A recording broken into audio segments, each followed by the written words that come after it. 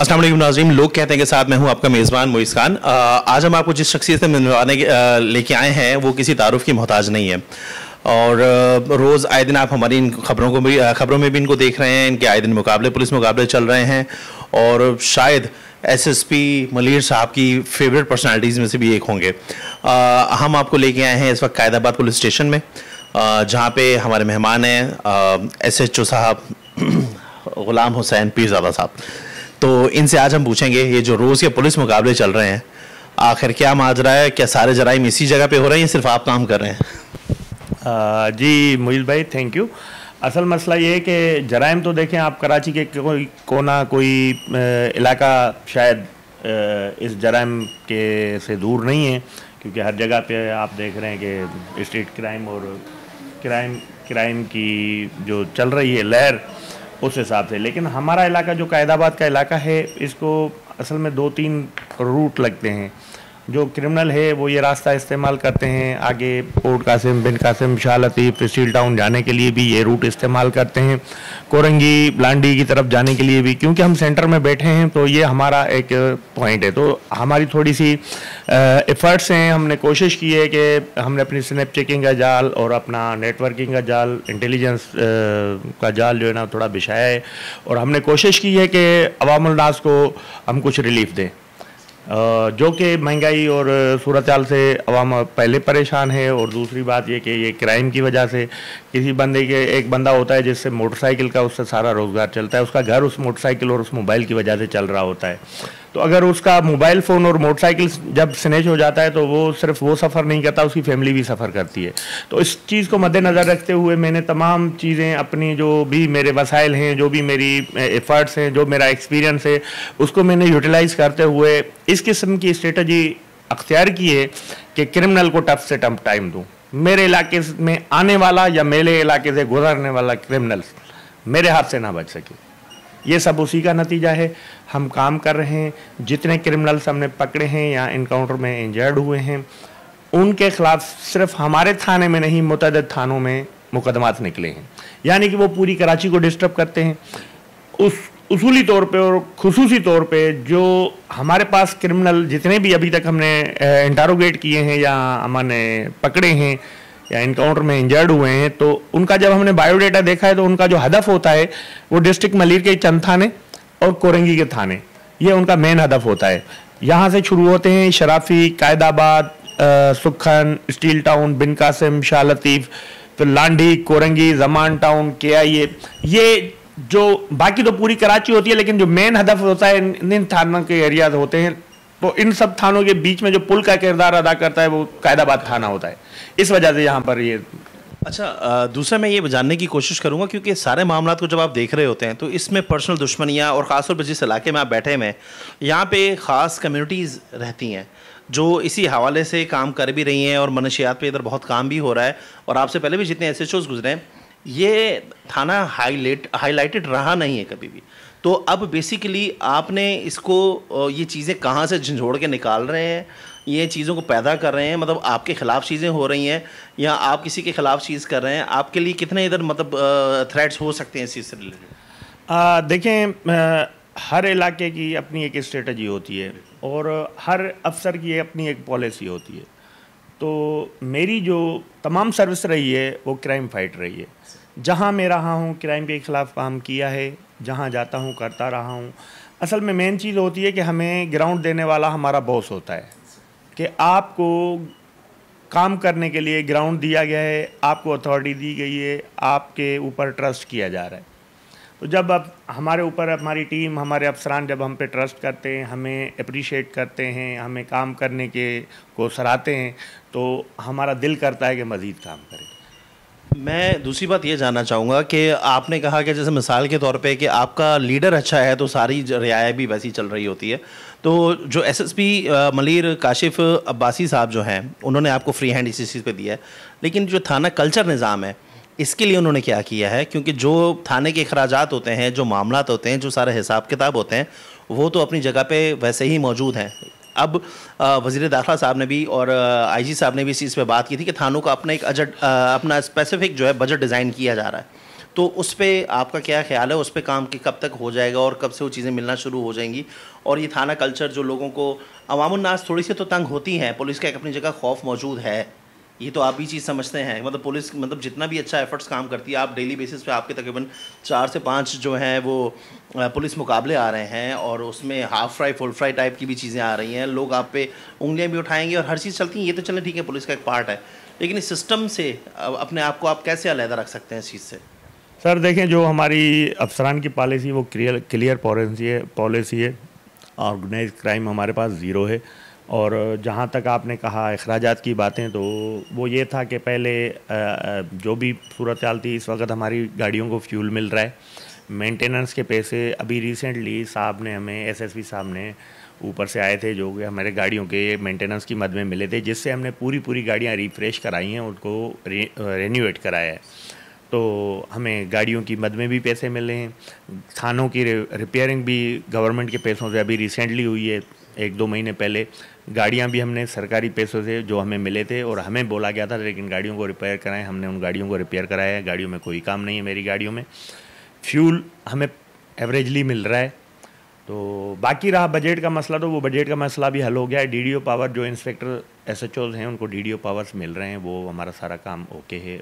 Budget का जो first phase है वो आ चुका है, इंशाल्लाह वो हमें रिलीज़ हो जाएगा। उससे जो भी हमारे अखराजात होंगे, जो हमारे ज़रूरी काम होंगे मेंटेनेंस वगैरह के, वो हम करेंगे, और चीज़ें बेहतरी की तरफ जा रही हैं और इंशाल्लाह बेहतर होगा।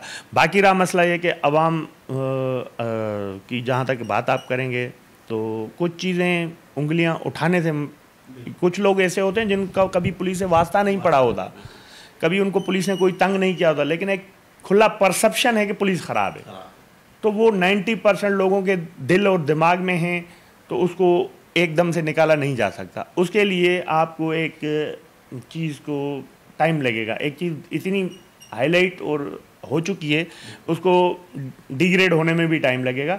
और अभी जो हमारी न्यू जनरेशन आ रही है, जो न्यू भर्ती हमारी आ रही है, पढ़े लिखे लोग आ रहे हैं, पुरानी पुलिस जो भी, जितनी भी पुरानी पुलिस थी, वो तकरीबन रिटायरमेंट की तरफ जा रही है, या चीज़ें जा रही हैं। कुछ उनसे देखें, पुराने लोगों से हमें काफ़ी सारे फ़ायदे थे, क्योंकि उनका एक्सपीरियंस था, उनकी चीज़ें थी, उसमें भी अच्छे बुरे लोग हर जगह पे मौजूद होते हैं। ये नहीं है कि सारी पुलिस अच्छी है, ये नहीं कि सारी पुलिस ख़राब है, अच्छे बुरे लोग हर जगह मौजूद होते हैं। उनमें हमें काफ़ी लोगों के जाने का, हमारे पुलिस अफसर जो रिटायर हो रहे हैं, उनसे हमारी पुलिस डिपार्टमेंट में खाल पैदा होता है कि इनके जाने से काफ़ी सारी तजर्बात की जो चीज़ें थी वो हमारी कम हो जाती हैं। लेकिन कुछ नए लोगों के आने से फिर उनमें प्लस पॉइंट आता है कि यार, जहाँ तक हम पुराने लेवल पे काम कर रहे थे, अब जो डिजिटल और टेक्निकल काम हो रहे हैं, वो नई जनरेशन बेहतर कर सकती है। तो इंशाल्लाह बेहतरी की तरफ जा रहे हैं, अल्लाह करेगा बेहतर होगा, और अच्छाई की उम्मीद रखनी चाहिए। आपका नाम माशाल्लाह से यहाँ के बड़े बड़े केसेस में आपने, एक तो तमाम ऐसे थानों में काम किया है जो बदनामे ज़माना ही रहे हैं बेसिकली, तो उसमें आपका एक जो मेजर रोल रहा है, वाइट करोला का एक स्कैंडल था, जिसने 1,35,00,000 के लगभग के करीब डकैती का भी उसमें इन्वॉल्वमेंट थी। उसमें वो जो घर वाले रोड पे, जो उस पे हाईवे पे जो उसमें प्रॉब्लम हुई थी, जो एक औरत को और एक बच्ची को जो गोली लगी थी, उन्होंने, आप लोग पीछा कर रहे थे, लोगों ने उस पर धरने भी दिए, हर चीज़ हुई।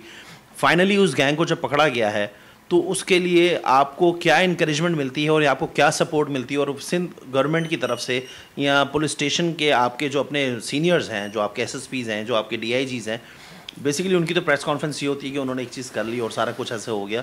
तो आपने तमाम चीज़ों को मद्देनज़र रखते हुए जब ये सारे इतने बड़े बड़े रिस्क में आपने हाथ डाला है, और अभी रिसेंट दोबारा वाइट करोला गैंग आपने पकड़ा है, तो उस बारे में मुझे बताएं कि आपको क्या लगता है कि ये जो जराइम की शरह है, ये कम क्यों नहीं हो रही, और इसमें कम से कम उम्र के लड़के कहाँ से आते जा रहे हैं? मतलब उनको कौन इनकरेज कर रहा है इस चीज़ से रिलेटेड? जी मोहित भाई, सबसे पहली बात तो ये कि जो करोला गैंग है, ये काफ़ी 2-4-6 महीने से यहाँ पे ख़ास तौर पे मलीर और क्यामाड़ी वाले डिस्ट्रिक्ट में एक्टिवेट था।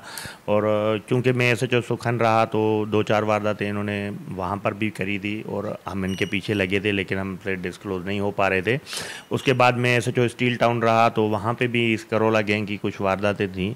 और जब मैं वहाँ से एसएचओ स्टील टाउन से ट्रांसफ़र होकर यहाँ एसएचओ कायदाबाद आया, तो पीछे आगा राशिद साहब आए थे वहाँ पे जो है ना ये इंसिडेंट हुआ करोला गैंग वाला, जो जिसमें एक लेडीज़ और एक बच्ची जो है ना एक हलाक हो जाँ बाग हो गई और एक जो है ना ज़ख्मी हुई। तो उस इंसिडेंट के बाद तमाम अफसरान और NGO हमारी एजेंसीज़ इन्वॉल्व हुई और हमने उस गैंग को हमारे अफसरान ने डिस्क्लोज़ किया, जिसमें 5 जो उनके मुल्ज़मान थे वो पहले स्टील टाउन थाने ने गिरफ़्तार किए, जिससे हमें आइडेंटिफाई हो गया कि ये गैंग है और इसमें 20 से 22 लोग इन्वॉल्व हैं। और चूँकि मैं इस पे ऑलरेडी काम कर रहा था तो और डिस्क्लोज़ होने के बाद हमारे लिए थोड़ा सा आसानी हो गई। फिर अल्लाह ने करना ये दिया कि 5 बंदे उसमें से हमने ज़ख्मी हालत में कुछ गिरफ़्तार किए। तो उसमें से हमें जो उन्होंने इंकशाफात किए तो उसमें ये था कि एक तो ये बैंक से निकलने वाले लोगों को लूटते थे, टारगेटेड होते थे, और दूसरी बात ये उसमें हुई कि वो मोटरसाइकिल ख़ास तौर पे 125 मोटरसाइकिल होंडा की जो 2-3 लाख रुपए की हो गई। आप ये बताइएगा, जैसे अगर मिसाल के तौर पे वो बैंक से निकलने वालों को टारगेट करे तो क्या इसमें बैंक के बंदों की अमले के अंदर इन्वॉल्वमेंट नहीं? उसमें या तो ये बाहर खड़े होते थे, बैंक से एक बंदा निकल रहा है उसके हाथ में कोई भारी लिफाफा है तो वो क्या लेके आएगा, नंबर 1। नंबर 2 बिल्कुल बिल्कुल नंबर 1 बंदा बैंक में गया है, या तो खाली हाथ है या बैग लेके गया है, वापसी बैग में तो ज़ाहिर पैसे ही लेके आएगा। नंबर दूसरी बात ये है कि वहाँ पे उनका कोई बंदा भी टचर टाइप कि पैसे खुले कराने गया, बिल जमा कराने गया, इस तरीके से बहाने से अंदर गया, देखा कि किसके आदमी कितने का चेक है, उसका बाहर वेट किया, उसको फॉलो किया, उसको लूटा। तो इसमें करोला गैंग में जो है ना वाइट करोला गाड़ियाँ भी 2 इन्वॉल्व थी और मोटरसाइकिल्स भी इन्वॉल्व थी, लेकिन उन्होंने उसके अलावा जो इंकशाफ किया कि 125 मोटरसाइकिल, क्योंकि अभी इस वक्त महंगी है मार्केट में, 2-2.5 लाख रुपए की मोटरसाइकिल है ख़ासतौर पे होंडा की, तो ये उसको भी टारगेट करते थे, वो छीनते थे। उसे छीनने के बाद उसके नंबर्स जो है ना रैप करके उस पर नए नंबर लगा के और अपनी फैमिली बिठा के, लेडीज़ बिठा के, वो ये इधर घारो ठट्टा अपना ठटो और बदीन की तरफ जाके वो सेल कर देते थे। तो वो उनके पास से 2 रफ्तशुदा मोटरसाइकिलें भी हमें मिली थी और एक ब्लैक कलर की करोला कार भी उनसे हमने बरामद की थी। और उनकी लेडीज़ भी इस काम में उनके साथ शाना बशाना होती थी और उसके साथ साथ ये मंशात का लेन देन इधर से उधर भी करते थे, जिसमें उनकी लेडीज़ भी मंशात में गिरफ़्तार हुई और ये लोग भी उसके बाद हमने इनको भी इनकाउंटर में गिरफ़्तार किया। तो ये एक बहुत बड़ा गैंग है जिसके कारण 5 स्टील टाउन में गिरफ़्तार हो गए, 5 यहाँ गिरफ़्तार हो गए, 10 अभी भी इसके 10-12 कारिंदे बाहर हैं, जिनके लिए भी हमारी कोशिश जारी है कि इनको भी अपने कैफर किरदार तक पहुँचाएँ, जल्द अज जल्द जेल की सलाखों के अंदर हों। लेकिन मतलब जैसे मतलब ये घोटकी और ये इधर के जितने भी दहशतगर्द थे, जब वहाँ पे ये कच्चे के इलाके में जो ऑपरेशन हुआ है, इसमें काफ़ी केसेस ऐसे आ रहे थे, लोग कह रहे थे कि उनके लिए कराची एक सेफ हेवन बना हुआ है।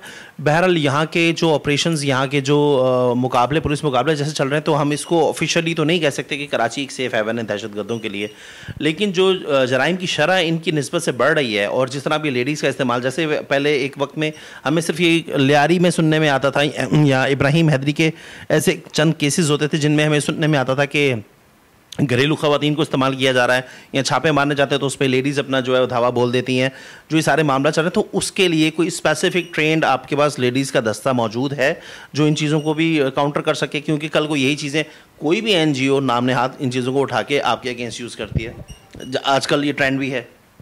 देखें, पहले ये होता था कि लेडीज़ पुलिस हमारे पास बहुत कम होती थी। जब हमें लेडीज़ पुलिस की ज़रूरत पड़ती थी तो हम आगे बताते थे अफसरान को, फिर अफसरान हमें कहीं से लेडीज़ पुलिस प्रोवाइड करते थे, फिर हम रेड पे जाते थे। अब माशाल्लाह रेशो जो है हमारे पास पुलिस में लेडीज़ पुलिस का हो गया है और हर थाने में 2, 3, 4 लेडीज़ पुलिस अवेलेबल होती हैं 24 आवर, और हमारे पास भी लेडीज़ पुलिस अवेलेबल हैं। और जब भी हमारे पास कोई ऐसा रेड होता है, कोई ऐसा इन्फॉर्मेशन होती है तो हम लेडीज़ पुलिस को साथ ले लेते हैं और वो लेडीज़ पुलिस की मदद से ही हम उनकी गिरफ्तारी और चीज़ें अमल में लाते हैं ताकि किसी की इज़्ज़त नफ्स मजरूह ना हो। दूसरा, मुझे आखिरी सवाल मैं आपसे पूछूंगा कि इस इलाके में मनशियात का काफ़ी आपका जितने भी मैंने देखता हूँ, हमारी बेसिकली मुलाकात तो समझें आज हो रही है, लेकिन ख़बरों में हम हमेशा साथ ही रहते हैं और आपकी माशाल्लाह सुर्खियाँ हमारे अखबार में भी और हमारे चैनल पे भी बाकायदा चलती हैं। मैं ये पूछना चाह रहा हूँ कि मनशियात पे आप बाकायदा बहुत काम कर रहे हैं, लेकिन उसका एंड क्या है? मतलब आप डेली बेसिस पे बंदों को पकड़े जाना, लेकिन ये आ कहाँ से रही हैं? आपको क्या लगता है कि इसके पीछे कौन से ऐसे अनासिर हैं जो इनको यहाँ तक ये चीज़ें बुलाकर दे रहे हैं? क्योंकि उसके बाद ही ज़ाहिर सी बात है ये सारी चीज़ें आगे चल रही हैं, तो वो उस गढ़ तक पहुँचने के लिए आपने कोई स्पेशल एफर्ट्स कर रहे हैं, या आपको लगता है कि ऐसा कुछ चीज़ है, या ये मैं सोच रहा हूँ सिर्फ? देखें, ये यहाँ पर हमारे पास कायदाबाद थाने में ज़्यादातर पठान आबादी है और अफ़गानी भी काफ़ी सारे हैं, तो उन पे हमारा क्रैकडाउन वैसे भी रूटीन में चलता रहता है। और यहाँ पे हम वक्तन फ़वक्तन रेड्स भी करते रहते हैं, मंशात फ़रोश पकड़ते भी रहते हैं। वही मंशात फ़रोश रिपीट हो रहे हैं। अब एक मंशात फ़रोश से मंशात मिली है, हम उसको गिरफ़्तार करते हैं, जेल भेजते हैं, वापस आता है, वो फिर वही काम करता है। और वो इसको, जो मैंने यहाँ पर ऑब्ज़र्व किया है या देखा है, कि ये लोग इसको जुर्म नहीं बल्कि कारोबार समझते हैं, जिसकी वजह से वो इस चीज़ से कभी भी बाज नहीं आते। और हमारे पास हल यही है कि हम उसको मंशात में पकड़ते हैं, मंशात में बंद करते हैं, वो वापस आ जाता है। ये अब बाकी जहाँ तक आपने बताई कई बातें की बात के कहाँ से आती है, तो वो हमने जितने भी पकड़े हैं, जो भी यहाँ पे सेल करते हैं, तो वो छोटे छोटे लोग हैं, लेकिन जो असल इनका है वो लोग यहाँ पे नहीं होते। वो ये उनको बोलते हैं इतनी पहुँचा दो, वो उसको उतनी पहुँचा देते हैं। डेस्कटॉल उनका कोई बड़ा यहाँ पे एक होता है ना कि मुनज़्ज़म कोई अड्डा हो, मुनज़्ज़म कोई अड्डा हो, कोई दुकान हो, कोई घर हो, कोई नोगो एरिया हो। ना हमारे पास कोई नोगो एरिया है, ना हमारे पास कोई ऐसी स्पेसिफिक जगह है जहाँ पे हम नहीं जा सकते, जहाँ हम रेड नहीं कर सकते।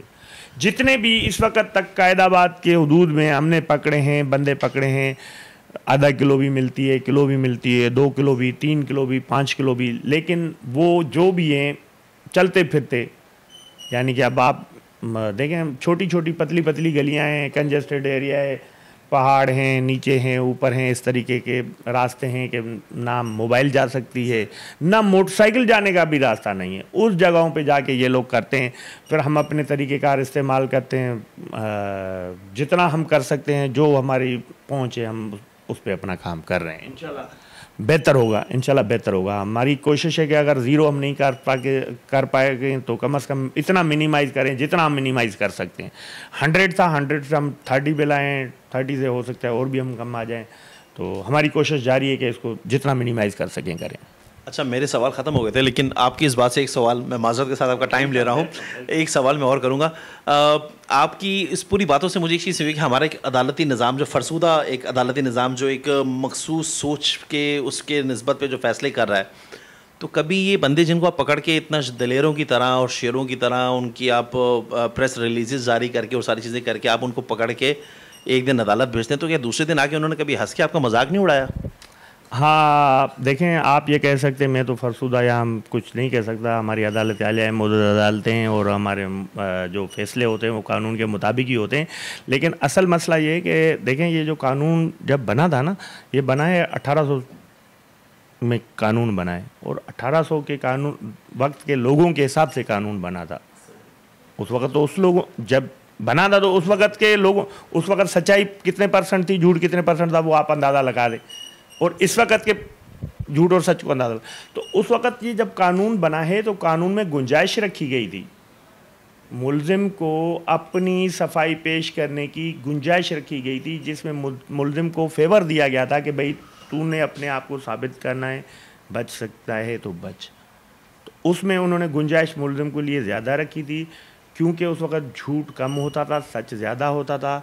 अब वो इसलिए रखी गई थी कि किसी गुनाहगार को अगर सज़ा ना भी मिले, लेकिन किसी बेगुनाह को सज़ा ना मिले, इस वजह से उसमें गुंजाइश रखी गई थी कि कोई बेगुनाह सज़ा ना पा जाए। उस चीज़ को हथियार बना लिया है आज के झूठे लोगों ने। अदालत में जो चीज़ें कानून को करती हैं वो इस वजह से होता है कि क्योंकि कानून में गुंजाइश है कि हर किस्म का उसको मौका प्रोवाइड करो। अब वो मौके इतने होते हैं कि वो एक छोटी सी चीज़ भी अगर उसके फेवर में आती है तो जज उसको मजबूर हो जाता है एटलीस्ट। क्योंकि मैं एक चीज़ ये नोट करता हूँ, मेरी अक्सर जो एसएचओ से और जो ड्यूटी ऑफिसर से बात होती है, वो एक नशई को इसलिए भी नहीं पकड़ते कि भाई हमारा अपना खर्चा पूरा नहीं होता, हमारी मोबाइल्स के, हमारे थाने के अपने खर्चे पूरे नहीं हो रहे। एक चरसी या एक मवाली को लाके हम 50 ग्राम, 5 ग्राम, 2 ग्राम पे लाके हम उसको बंद कर दें, उल्टा हम उसके खाने भी अरेंज करें, उल्टा हम उसके लिए सारे लवाजमात भी अरेंज करें, तो वो इस नज़र में वो उसको छोड़ देते हैं। क्योंकि मैं उस चौकी का नाम नहीं लेता, हम उस जगह पे बैठे हुए थे, वहाँ पे एक नशई जो है पकड़ा गया, उसने एक बाइक चोरी की। उससे पूछे बाइक कहाँ चोरी करके आप लेके गए हो? उसने बोला मैं बाइक चोरी करके लेके निकला हूँ, ज़रा सा आगे गया हूँ, पेट्रोल ख़त्म हो गया, मैंने फेंक दिया और वहाँ से दूसरी बाइक ले ली क्योंकि मैंने वहाँ से चर्च लेने जाना था। तो इस चीज़ की निस्बत से जब हमने उसको चौकी इंचार्ज को बोला कि इसकी क्या सज़ा है, वो कहता है भाई पकड़ूंगा तो इसके पास तो कुछ है ही नहीं। तो ऐसे मुलजिमान को, जिनको आप एक सॉफ्ट कॉर्नर कह लें या अपने ऊपर एक बर्डन समझ लें, तो लेकिन वो है तो उतना ही नुकसानदेह हर शख्स के लिए, आपके लिए, मेरे लिए, क्योंकि वो हमारे अबलाग को, हमारी सरकारी अबलाग को, हमारी प्राइवेट जितने भी लोगों की चीज़ें हैं उनको चोरी कर रहा है। बैटरियाँ चोरी में मुलविस है, बाइक चोरी में मुलविस है, टायर चोरी में, सरिये, आपने ब्रिजेज़ में देखा होगा आज तक, क्योंकि एक बड़ा नॉर्मल एक ये ट्रेंड चल रहा है कि लोग इसको देख रहे हैं। पाकिस्तान में तो एक डिफरेंट ही ट्रेंड है ना, कि जो तालीम याफ्ता नहीं है, जिसके कपड़े नहीं हैं, या तो वो बाबा बन जाता है, या तो वो आपकी नज़र में वो उस पर लिख दिया जाता है कि जी एजेंसी से रिलेटेड है। तो ऐसे बंदों के लिए आप स्पेसिफिक क्या वो कर रहे हैं? देखें, मसला ये है कि जो आपने अभी चौकी की बात की, वो उसकी बात से मैं वो गलत कहूँगा, क्योंकि मेरे पास अगर कोई आता है कि मेरी ये बाइक चोरी करके गया है या चोरी करके जा रहा था, भले वो हीरोइनची हो या नशई हो या कुछ भी हो, मैं उसको उसमें बंद करता हूँ। मैं आपको FIR दिखा सकता हूँ। अगर किसी ने बैटरी चोरी की है तो मैंने उसको बैटरी चोरी में बंद किया है, किसी ने मोटरसाइकिल चोरी की है तो मोटरसाइकिल चोरी में बंद किया। बंद करें, बंद करने से कोई मना नहीं करता, कोई हमारा खर्चा नहीं होता। ये गलत बात है कि हमारा कोई खर्चा होता है। क्यों खर्चा होता है? FIR काटते हैं, उसको जेल छोड़ के आते हैं। हाँ, ये ज़रूर है कि असल चीज़ ये है कि केसों का बर्डन बढ़ता है, लेकिन उसको हम छोड़ेंगे? एक चोरी कर रहा है, नशई है, चोरी कर रहा है, वो तो चोरी फिर जाके चोरी करेगा ना, उसको छोड़ना तो गलत है। उसको जो उसने किया है जुर्म, उसको उसमें बंद करना चाहिए। ये कहना गलत है कि उसको हम बंद नहीं करते, बंद करना चाहिए। मैं 2 महीने में मेरे ख्याल में मैंने 12-15 बंदे ऐसे बंद किए हैं जो इसने किसी की बैटरी चोरी की है, किसी का मोबाइल चोरी किया था, मिल भी गया है। अब यहाँ पे असल दूसरा मसला अभी आप को मैं बताऊँ, मसला ये है कि हमारी इस क्राइम की लिए हमारी आवाम ज़्यादा चीखती है कि क्राइम बढ़ गया, क्राइम बढ़ गया, क्राइम बढ़ गया। जहाँ तक मेरी अपनी सोच है, मेरी अपनी नज़र है, तो इस क्राइम बढ़ने में हमारी आवाम मुलविस है। वो इस वजह से कि हमारी आवाम अपने क्राइम के लिए खड़ी नहीं होती, अपना टाइम बचाती है, दुश्मनी की बात करती कि हमारी दुश्मनी होगी। ये दुश्मनी तो हमारी भी होगी, हम भी इंसान हैं भाई। अभी मैं यूनिफॉर्म उतार के घर जाऊंगा तो मैं तो सिविल हूँ, मैं भी आम इंसान हूँ, मेरे पास कोई एक्स्ट्रा पावर थोड़ी है। तो हम क्या दुश्मनी नहीं मोल लेते? ज़िंदगी और मौत तो अल्लाह के हाथ में लिखी है। अगर हाँ आप इस चीज़ से डिनाई करते हो, कहते हो कि नहीं मैं इसके खिलाफ गवाही दूंगा तो मर जाऊंगा, तो वैसे नहीं मरेंगे क्या? मरना तो है एक दिन, वो तो अटल है, वो लिखा हुआ है। अगर आप इस चीज़ से मुनकर है तो बताएं। जो भी बंदा ये बात करता है कि मैं इससे डर से इसके खिलाफ FIR नहीं कटाना चाहता, वो तो गलत है। अब एक बंदा हम पकड़ते हैं, हमें वो बताता है मैंने 50 वारदातें की हैं, हमारे पास मुद्दा ही नहीं है, हमने उसको अपन पकड़ा है पिस्टल में ले जाके बंद किया। जज को बताया कि सर इसने 50 वारदातें की। उसने बोला भाई 50 वारदातें की हैं, 50 लोगों को लूटा है, 50 लोग कहाँ हैं? ना इधर नज़र आ रहे, ना इधर नज़र आ रहे। अगर वो 50 लोग खड़े हों तो वो बंदा बाहर आ सकता है? कभी भी नहीं। क्यों जज छोड़ेगा? अवाम मुलविस हमारे इस क्राइम बढ़ने की सबसे बड़ी वजह रोती अवाम है, लेकिन इसकी सबसे बड़ी वजह अवाम है। जब तक अवाम हमारी खड़ी नहीं होगी, जब मुल्ज़िम पकड़ा जाता है, जब मुल्ज़िम से चीज़ें रिकवर होती हैं, तो हमें बहुत प्रेशराइज़ किया जाता है, बहुत सिफारिशें करा जाती हैं कि इसको चीज़ दे दो, बंदा जानो, तुम जानो। क्यों भाई? मैं तो डट जाता हूँ, मैं तो लड़ जाता हूँ, मैं तो सिफारिश वाले को खुला जवाब दे देता हूँ कि नहीं भाई मैं FIR करूँगा, मैं कहाँ लेके जाऊँ, उसको छोड़ दूँ। चीज़ इसकी बरामद हो गई, JNA ने वो कबूल कर रहा है कि मैंने किया है, ये मुद्दई नहीं बनेगा तो मैं उसको कहाँ लेके जाऊँगा?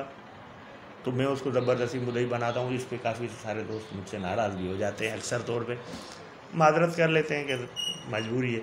लेकिन सबको ये अपनी अपनी ज़िम्मेदारी का एहसास होना चाहिए।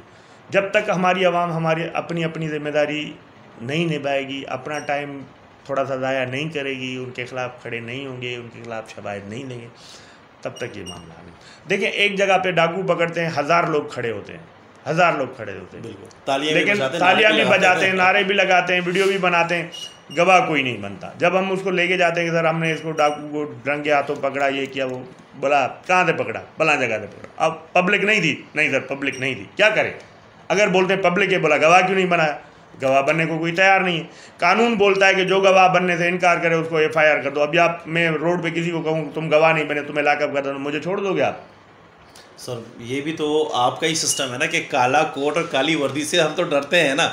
अब वही काला कोट हमें ही, गवाह को ही मुलजिम बना के पेश कर देगा तो कौन जिम्मेदार है? देखिए ना, मसला ये है कि मेरे गुजारिश ये थी कि अवाम ना तो मुदई बनती है ना गवाह बनती है। सिर्फ पुलिस मुदई भी होती है, पुलिस गवाह भी होती है।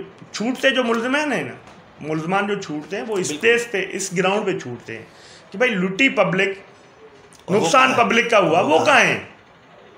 आपने पकड़ा, बीच रोड पे पकड़ा, बीच मार्केट में पकड़ा, बीच चौराहे पे पकड़ा, वहाँ कोई दुनिया में पाकिस्तान का बंदा नहीं, कराची की कौन सी ऐसी जगह है जहाँ पे बंदा नहीं होता? असल जो अदालत से छूटने की वजह है मुल्ज़मान की, वो ये है अवाम जब तक खड़ी नहीं होगी, हम अवाम के बगैर कुछ नहीं है।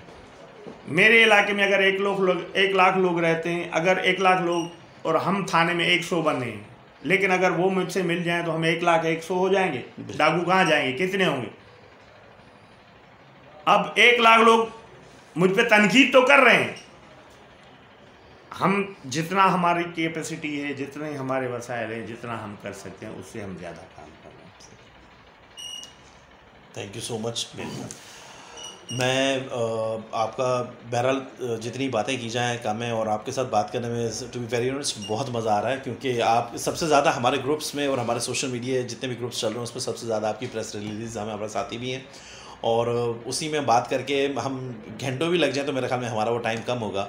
लेकिन आज इस प्रोग्राम के तवज्जुह से जो SHO गुलाम हुसैन पीरजादा साहब ने भी जो अपना पैगाम हमें हमारे थ्रू कन्वे करने की कोशिश की है, उसमें सबसे आसान बात यही है कि अगर आपकी किसी चीज़ का नुकसान हुआ है तो आपको उसके लिए खड़ा होना पड़ेगा, आपको उसके लिए पेश होना पड़ेगा, आपको उसके लिए बोलना पड़ेगा। और अगर आप अपने नुकसानात के लिए, छोटे मोटे नुकसानात, आप अपनी अगर मोबाइल या ऐसी किसी भी चीज़ के लिए अगर आप उस चीज़ को रिकॉर्ड में नहीं लेके आते हैं, कल को अगर वो मोबाइल आपके सेम, और अगर ऐसी कोई भी चीज़ कहीं पे मिसयूज़ होती है, तो याद रखें आज जिस नुकसान से बचने के लिए आप अपने आप को पीछे कर रहे हैं, इससे बड़े नुकसान की तैयारी में आप अपने आप को तैयार रखें कि उस नुकसान का, वो नुकसान आपके गले आएगा। तो पुलिस को सपोर्ट करें प्लीज़।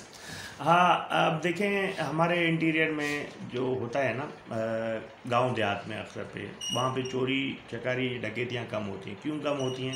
कि एक बंदे की अगर 2,000 रुपये की चीज़ जाती है ना, वो उसमें 20,000 रुपये अपने घर से खर्च करता है कि ये मेरी चीज़ तो 2,000 की थी, लेकिन मेरी इज़्ज़त थी। अगर आज मैं इसके लिए खड़ा नहीं हुआ तो कल मेरा 20,000 का नुकसान हो जाएगा, 2 लाख का नुकसान हो जाएगा। जब वो 2,000 के पीछे 20,000 लगाता है, उसको फॉलो करता है, उनको पकड़ता है, उनको सजाएं दिलाता है, उनसे जुर्माने लेता है, उन पे हर्जाने लगवाता है, अपने इज़्ज़त तक का दावा करता है, उन डाकुओं चोरों से अपने 2,000 की चीज़ के 20,000 निकलवाता है, तो फिर वो उसके घर पे दोबारा चोर नहीं जाते कि भाई इसके घर पे नहीं जाना, ये तो भाई 2,000 के चीज़ के पीछे 20,000 इसने लगा दिए थे, अपना टाइम भी लगाते हैं। तो जब तक हमारी आवाम अपनी चीज़ों के लिए, अपने वक्त, अपने मफाद के लिए खड़ी नहीं होगी, और पुलिस अब पब्लिक के बगैर कुछ भी नहीं है। सही। जब तक एक हाथ से ताली नहीं बजती, जब हम और आवाम साथ होंगे तो सब चीज़ें आसान होंगी और क्राइम में कमी आएगी। बिल्कुल बिल्कुल जी। गुलाम हुसैन पीरजादा साहब की आपने बात सुनी है। इन्होंने अपने आप को इस इलाके में और जिन जिन थानों में इन्होंने काम किया है, अपने आप को मनवाया है।